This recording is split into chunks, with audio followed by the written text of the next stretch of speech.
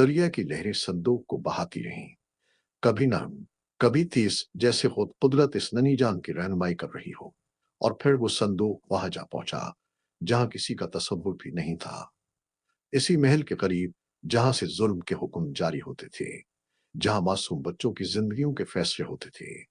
जब संदूक खोला गया तो अंदर एक खूबसूरत मासूम बच्चा सुकून से लेटा हुआ था, जैसे खौफ नाम की कोई चीज ही ना हो। दिल बदलते देर नहीं लगती, और इस नन्हे चेहरे ने मुकाम कर दिखाया जो कोई फौज ना कर सकी। जिस घर से मौत के फैसले निकलते थे, वही घर इस बच्चे की पनाह बन गया। जिसे खत्म करने के लिए हुक्म जारी हुआ था, वही महल उसकी परवरिश का मरकज बन गया। ये कुदरत का वो राज था जिसे कोई रोक ना सका। जिसे मिटाने की कोशिश हुई, वही महफूज कर लिया गया।